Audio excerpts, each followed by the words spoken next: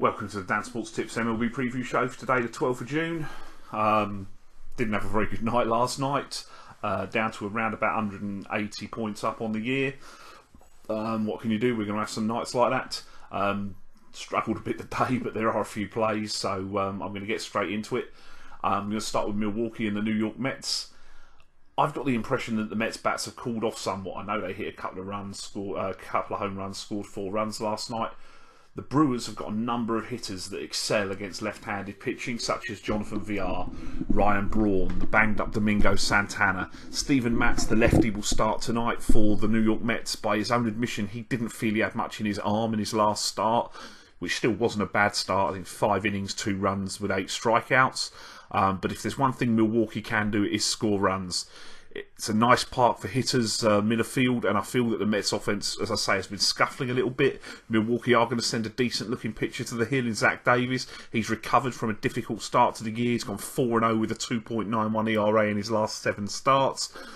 While the Mets are the NL champions and sending a named pitcher to the hill, I don't agree with the prices on this, so I'm going to play Milwaukee, and I'm going to buy on run lines as well.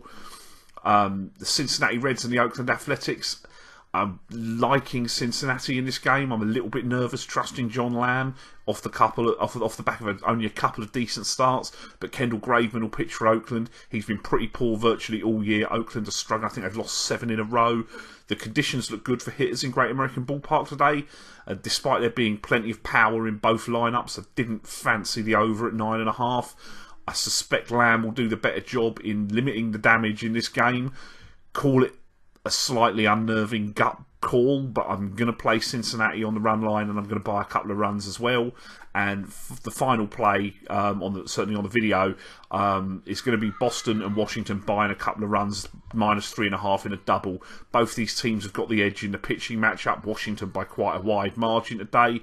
I've got a little bit of mistrust for the Nationals lineup because we've been burnt by them a couple of times this year. The Red Sox lineup is the best in the game. They should score runs. Porcello, I would imagine, will be able to limit the damage against the Twins.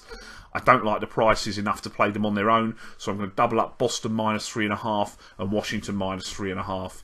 There are a couple of other plays that I'm looking at, but the games are off the board at the moment, so keep an eye on the Twitter account, and there may be a couple more plays later on today. But that's all I've got for you today. Best of luck if you're having a play. Play ball.